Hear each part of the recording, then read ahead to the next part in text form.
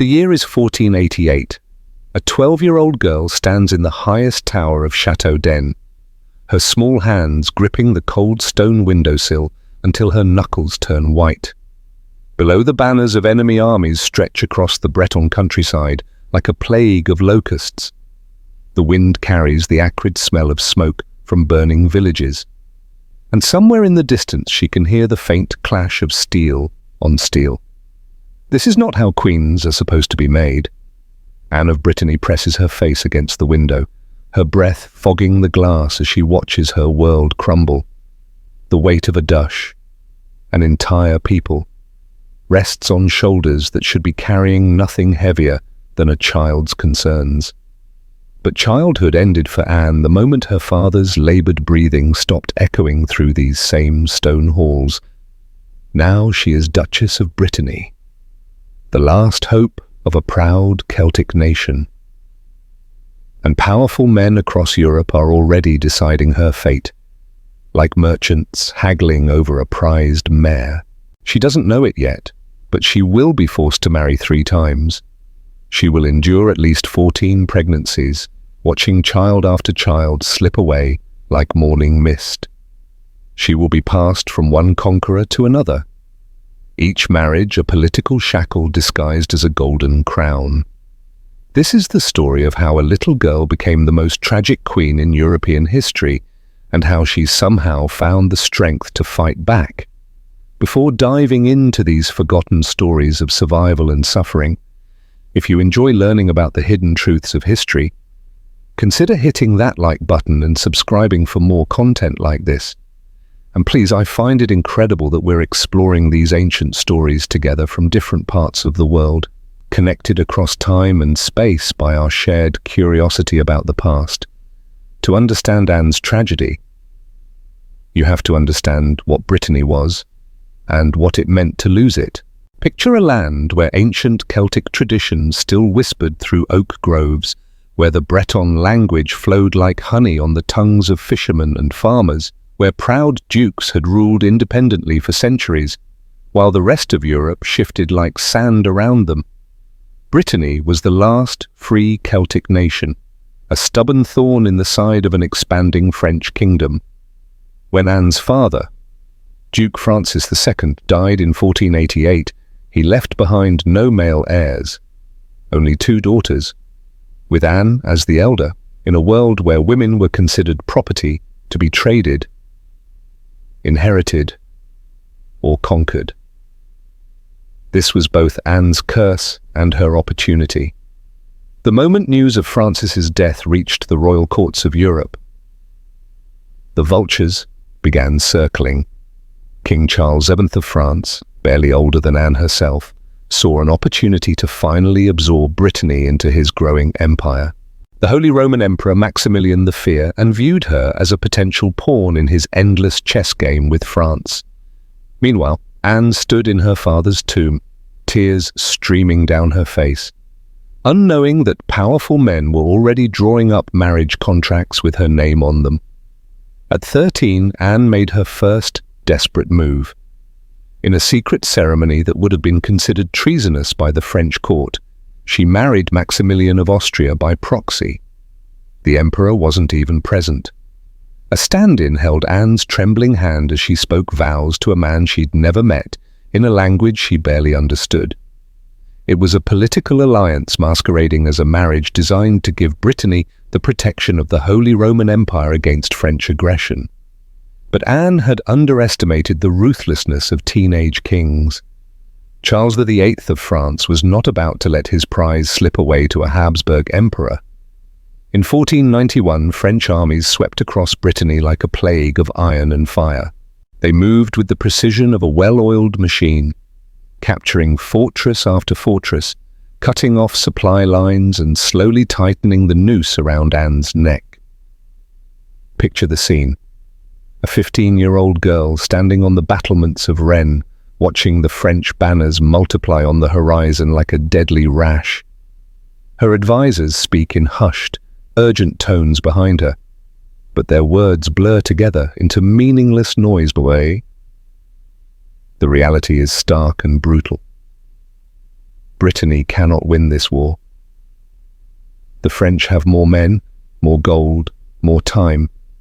Anne's proxy marriage to Maximilian has proven to be nothing more than a paper shield against a very real sword. The siege of Rennes lasted months. Inside the city, food grew scarce, and Anne could hear the distant thunder of French cannons testing the walls. She must have wondered if Maximilian would come to her aid, if the promised armies of the Holy Roman Empire would appear on the horizon like salvation. They never came. In the game of European politics, Anne was discovering that promises made to teenage girls were worth less than the parchment they were written on. By winter, the choice was clear. Surrender or watch her people starve. Anne chose surrender. But Charles VI's terms were savage. Not only would she have to renounce her marriage to Maximilian, but she would have to marry Charles himself, the conqueror demanding the conquered as his bride. It was a pattern as old as warfare itself. On December the 6th, 1491, Anne stood in the Cathedral of Langeais, her hands shaking as she placed them in Charles's. She was barely 16 and he was 21. The ceremony was magnificent. Cloth of gold, precious stones, hundreds of witnesses. But Anne's eyes were hollow. She was signing the death warrant of Breton independence, and she knew it. The marriage contract was particularly cruel. It stipulated that if Charles died before Anne, she would be required to marry his successor.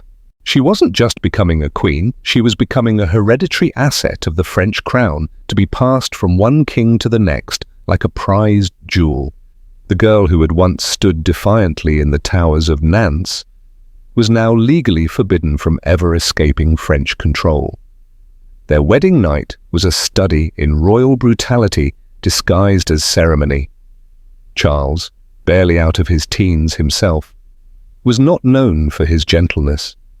Anne, raised in the comparative freedom of Breton court culture, was unprepared for the harsh realities of French royal marriage. What happened in that ornate bedchamber at Langeais was not love. It was conquest in its most intimate form. But Anne was stronger than anyone imagined.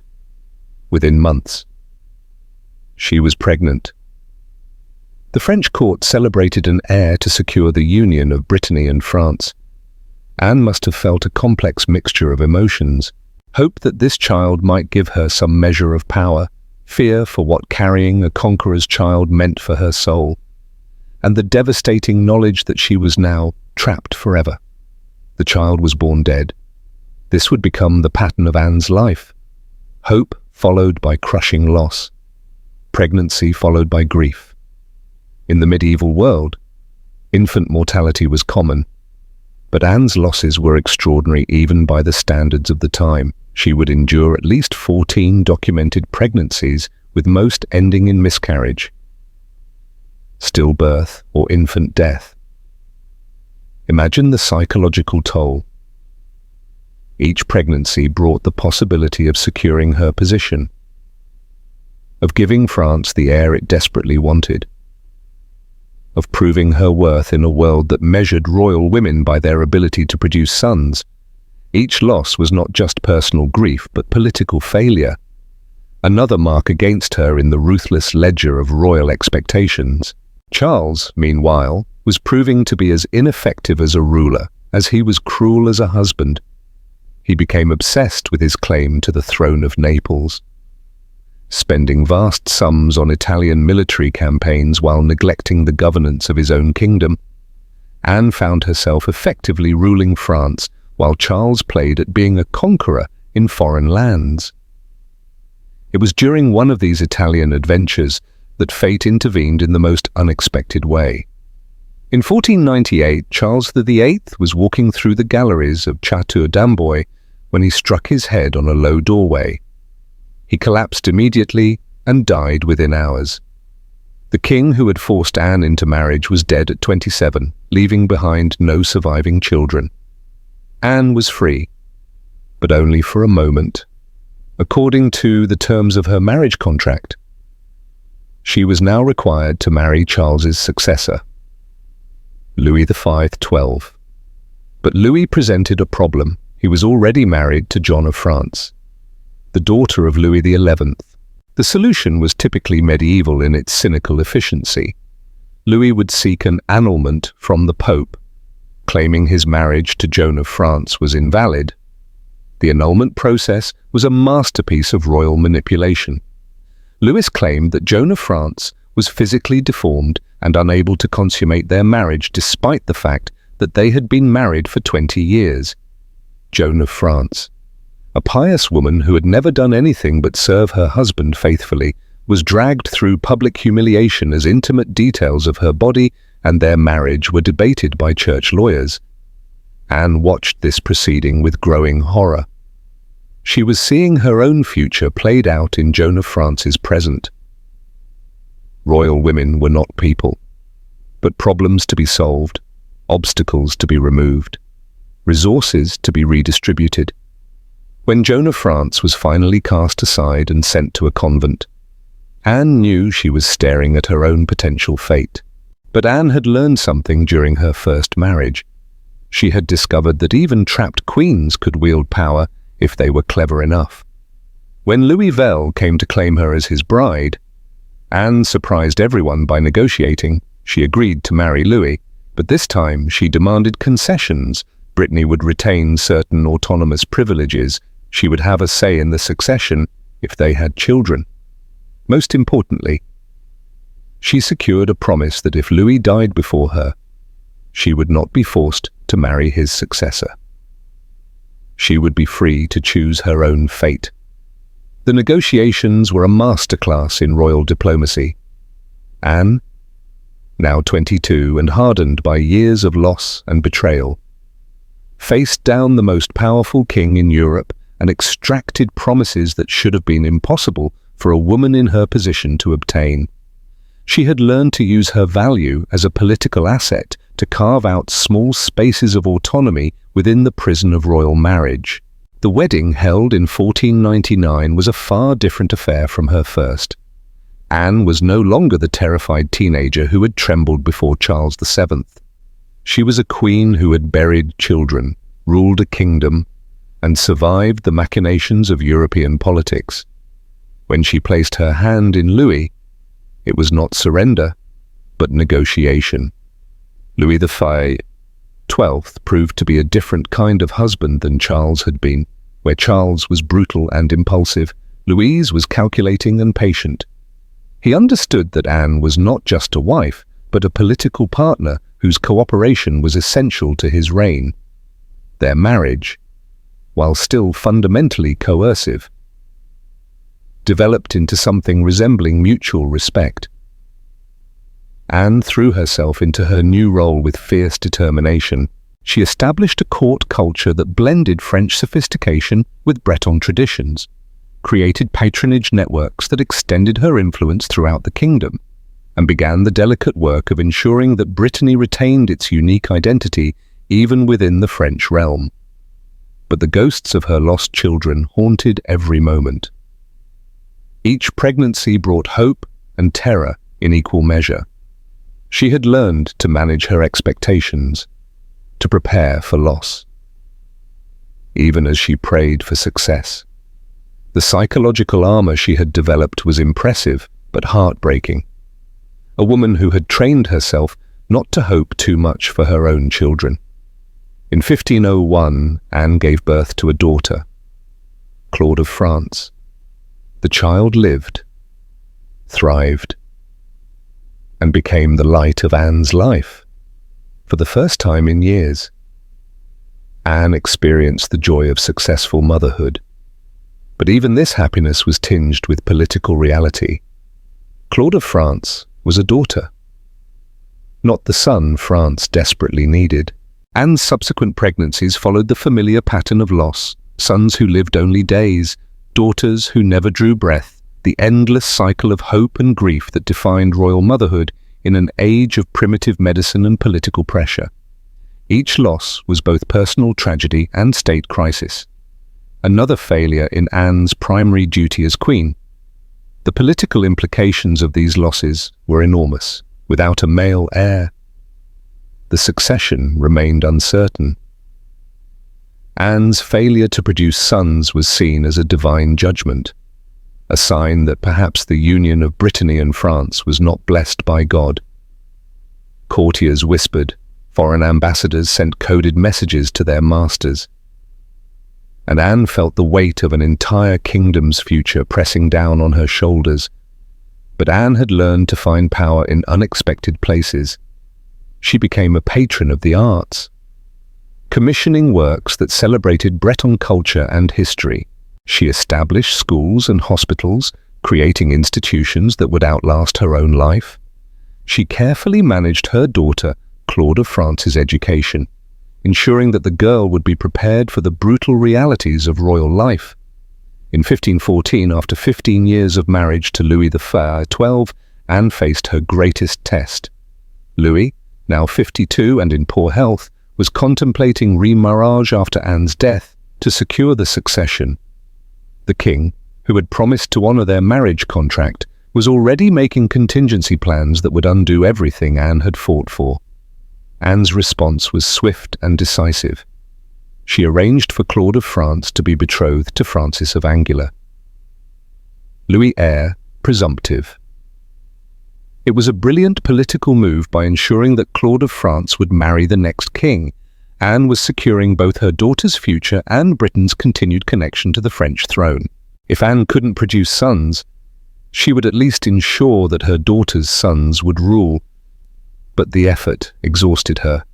Years of political maneuvering, repeated pregnancies, and the constant stress of royal life had taken their toll. Anne's health began to fail in the winter of 1513. She was only 36, but she had lived several lifetimes worth of tragedy and struggle. As she lay dying in the Château de l'Eau, Anne must have reflected on the impossibility of her situation. She had been forced to marry 3 times, had endured 14 pregnancies, had watched most of her children die, and had sacrificed her homeland's independence on the altar of political necessity. Yet, she had also negotiated unprecedented autonomy for a royal woman, had preserved elements of Breton culture, and had secured her daughter's future. The irony was profound. Anne, who had spent her life being passed from one husband to another, who had been treated as property rather than person, had somehow managed to become one of the most powerful women in European history. She had learned to work within the system that oppressed her, to find agency in the midst of subjugation, to protect what she could while accepting what she couldn't change. Anne died on January 9th, 1514 at the age of 36. Her last words were reported to be a prayer for Brittany, a final acknowledgement of the homeland she had been forced to sacrifice. The girl who had once stood in the towers of Nantes, watching enemy armies approach, had become a queen who shaped the destiny of nations, even as she was shaped by forces beyond her control. The funeral was magnificent, befitting a queen who had ruled 2 kingdoms and influenced the fate of Europe. But perhaps the most fitting tribute came from the common people of Brittany who lined the roads as her body made its final journey. They remembered her not as the queen who had married their conquerors, but as the daughter who had tried to save them, who had preserved what she could of their culture and identity, but to truly understand the magnitude of Anne's tragedy and triumph. We need to delve deeper into the moments that shaped her, the intimate details of a life lived under impossible circumstances, the small rebellions that added up to something resembling freedom, and the cost of survival in a world that viewed women as nothing more than walking wombs and political assets. Let's return to that first wedding night at Langot in 1491. Anne, 16 and trembling, stood in the ornate bedchamber as servants prepared her for her duties as wife to Charles VIII.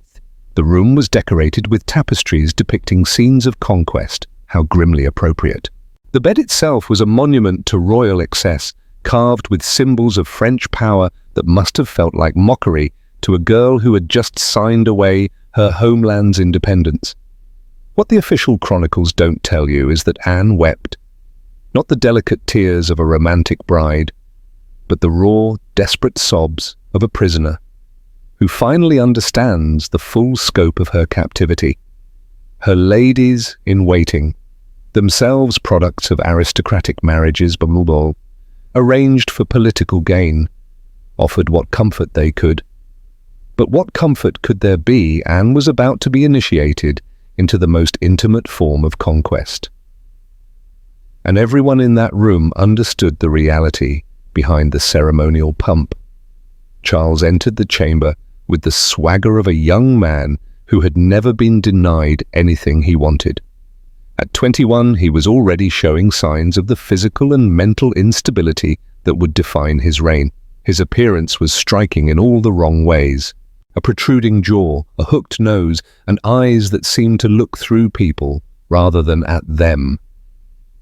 This was the man who would father Anne's children, who would share her bed, who would have unlimited access to her body for the rest of his life. The consummation was brutal. Medieval marriage contracts were explicit about the need for witnesses to confirm that the union had been properly completed. So Anne's humiliation was not even private.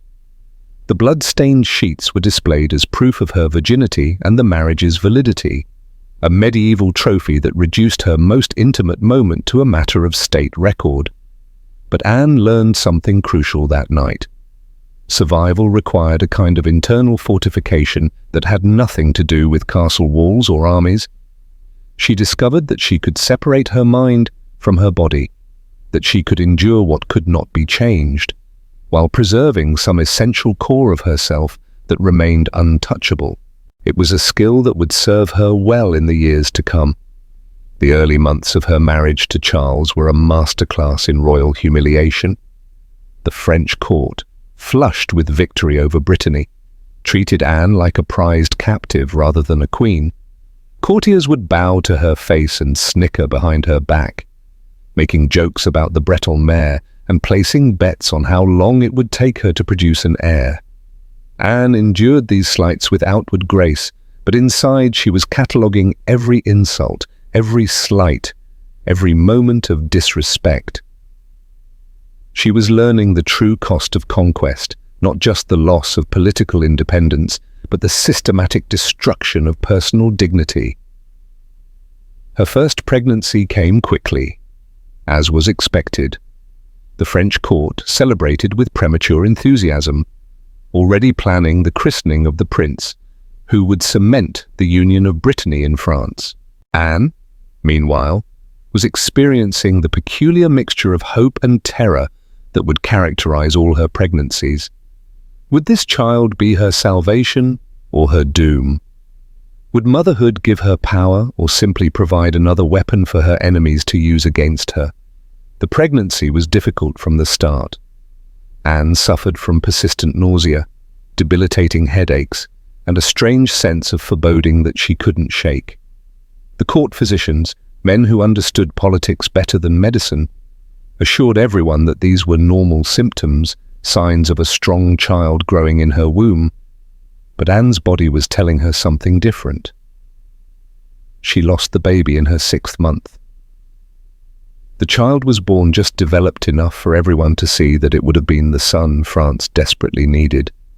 Anne held the tiny, perfectly formed body in her arms. This prince who would never rule. This child who had died before drawing a single breath. The grief was overwhelming, but what made it unbearable was the immediate shift in how she was treated. The moment the child's death was confirmed, Anne transformed from precious vessel to potential problem. The whispers started immediately. Was she cursed? Was God punishing France for something? Was she capable of bearing healthy children at all? Charles's reaction was telling. He showed no grief for the lost child, no concern for Anne's physical or emotional well-being. Instead, he immediately began calculating when she would be ready to conceive again. The baby was barely cold when discussions began about how to optimize Anne's next pregnancy. She realized with stunning clarity that she was not a wife who had lost a child, but a failed breeding project that needed to be recalibrated. The The second pregnancy came within months. Anne's body had barely recovered from the first loss when she found herself expecting again. This time, she was determined to do everything perfectly. She followed every recommendation of the physicians, every superstition of the midwives, every prayer suggested by the priests. She ate foods that were supposed to encourage male children, slept in positions that were believed to prevent miscarriage, and wore amulets that promised divine protection for her pregnancy. None of it mattered. The second child lived only 3 days.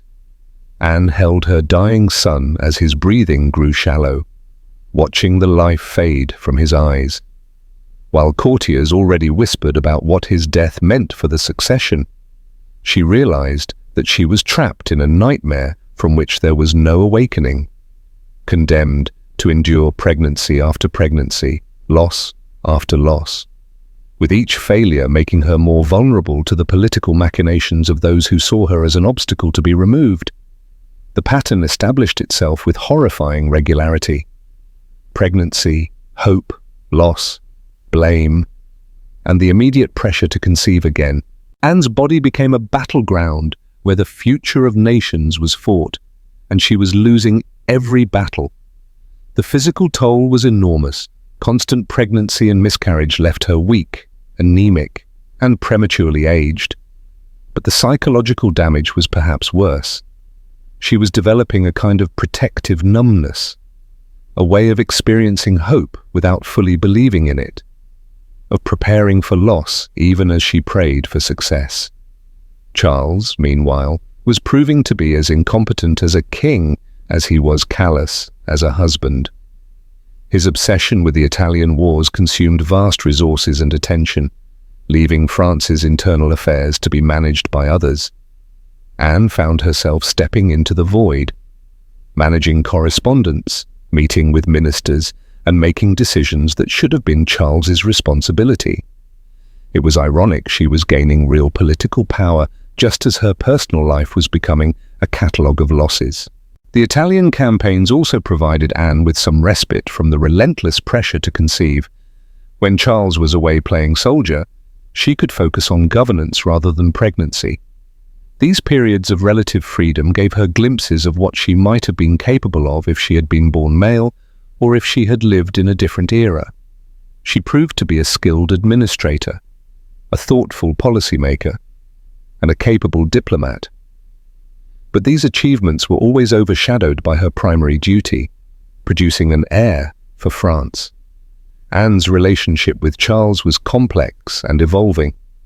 She never loved him. How could she love the man who had conquered her homeland and forced her into marriage? But she learned to work with him, to manipulate him when necessary, and to find ways to advance her own agenda within the constraints of their relationship. She discovered that Charles, despite his cruelty, was also deeply insecure and dependent on her in ways he didn't fully understand. This gave her leverage, small spaces where she could exercise influence and protect what mattered to her. One of Anne's most significant acts of subtle rebellion was her patronage of Breton culture. While she could not prevent the political absorption of Brittany into France, she could ensure that Breton traditions, language, art, and customs were preserved and celebrated. She commissioned works of art that depicted Breton history, supported scholars who studied Breton literature, and maintained a court culture that honored her homeland's heritage. These might seem like small gestures, but they were acts of cultural resistance that helped preserve Breton identity for future generations. Anne also began to build networks of female power that transcended traditional political boundaries.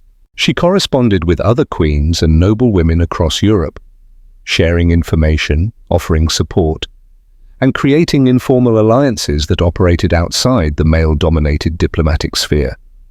These relationships provided her with both practical advantages and emotional sustenance during the darkest periods of her life. The death of Charles VIII in 1498 was both liberation and fresh trauma for Anne. She was finally free from a marriage that had brought her nothing but pain, but she immediately faced the prospect of another forced union, Louis XII's pursuit of an annulment from his wife Joan of France was a stark reminder that royal marriages were business transactions, not personal relationships. Anne watched Joan of France's public humiliation with a mixture of sympathy and terror, knowing that she was seeing her own potential future played out in real time. But Anne was no longer the terrified 16-year-old who had been dragged to the altar at Langeais. She was now 22, hardened by years of loss and political maneuvering, and she had learned to use her value as a political asset to extract concessions from those who sought to use her.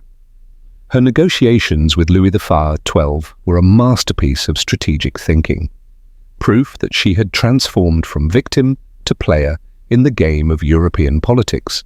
The terms she negotiated were unprecedented for a woman in her position. She secured guarantees about Britain's autonomy, provisions for her own financial security, and most importantly, a promise that if Louis died before her, she would not be forced to marry his successor. These concessions represented a fundamental shift in the balance of power within royal marriage.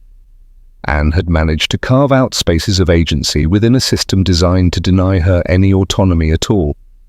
Her second wedding to Louis XII in 1499 was a very different affair from her first.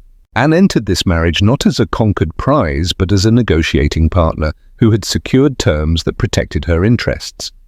She was still being forced to marry against her will, but she had managed to impose her own conditions on the arrangement. It was a small victory, but in the context of her life, small victories were everything. Louis XII proved to be a very different kind of husband from Charles VI, where Charles had been brutal and neglectful. Louis was calculating and attentive. He understood that Anne was not just a wife, but a political asset whose cooperation was essential to his success. Their marriage, while still fundamentally coercive, developed into something resembling a working partnership. Louis treated Anne with a respect that was born of pragmatism rather than affection, but it was still a vast improvement over her previous experience. Anne threw herself into a new role with characteristic determination. She established a court that was both sophisticated and distinctly her own, blending French grandeur with Breton traditions in ways that honored both cultures. She became a patron of the arts, commissioning works that celebrated women's achievements and Breton heritage. She created charitable institutions that provided practical help to women and children, using her position to address problems that male rulers typically ignored. But the specter of pregnancy and loss continued to haunt her. Each time she conceived, Anne faced the familiar mixture of hope and dread. She had learned to manage her expectations, to prepare for disappointment, even as she prayed for success. The armor she had developed was psychologically necessary but heartbreaking. A woman who had trained herself not to hope too much for her own children because hope made the losses unbearable. The birth of Claude of France in 1501 was a moment of pure joy in Anne's life. After years of losses, she finally had a child who lived, who thrived, who brought light into the darkness of her existence. But even this happiness was complicated by political reality. Claude of France was a daughter, not the son France needed. And Anne knew that her failure to produce a male heir would continue to be held against her. Anne's relationship with Claude of France was intense and complex. She was determined to prepare her daughter for the realities of royal life while protecting her from the worst aspects of Anne's own experience. She supervised Claude of France's education personally, ensuring that the girl learned not just the traditional feminine accomplishments, but also the political skills she would need to survive in a world that saw women as pawns in masculine games of power. The ongoing cycle of pregnancy and loss continued to define Anne's life. Each miscarriage was both personal tragedy and political crisis, another failure in her primary duty as queen. The physical toll was enormous. Anne's health deteriorated under the strain of constant pregnancy and loss. But perhaps more devastating was the psychological impact. She was living in a state of perpetual grief, never fully recovering from one loss before facing the possibility of another. Anne's final years were marked by a desperate race against time. She knew that her own health was failing, and she was determined to secure her daughter's future before it was too late. Her arrangement of Claude of France's betrothal to Francis of Angoulême was a stroke of political genius by ensuring that Claude of France would marry the next king. Anne was protecting both her daughter's position and the interests of Brittany. It was a masterpiece of long-term strategic thinking. The culmination of years of careful political maneuvering. The irony of Anne's death was profound. She had spent her entire adult life being passed from one husband to another, treated as property rather than person, forced to endure pregnancy after pregnancy in service of political goals she had never chosen, yet she had somehow managed to become one of the most powerful women in European history, someone who had shaped the destiny of nations, even as she was shaped by forces beyond her control. Anne's legacy is complex and multi-layered. She failed in her primary duty as defined by her era. She never produced the male heir that France desperately needed, but she succeeded in preserving elements of Breton culture, in advancing the cause of women's education and welfare, and in creating a template for how royal women could exercise agency within systems designed to deny them power. She transformed from victim to survivor to someone who found ways to protect what mattered most, even when everything else was lost. The young girl who had stood in the tower at Nantes, watching enemy armies approach, could never have imagined the life that awaited her. But perhaps she would have recognized the strength it took to survive such a life, the courage required to keep fighting even when victory seemed impossible. Anne of Brittany was indeed a child queen forced to marry her executioner, but she was also something more.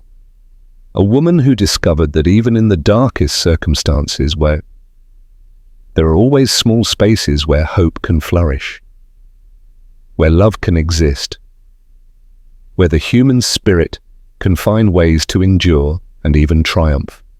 Her story reminds us that history is not just about kings and battles and grand political movements.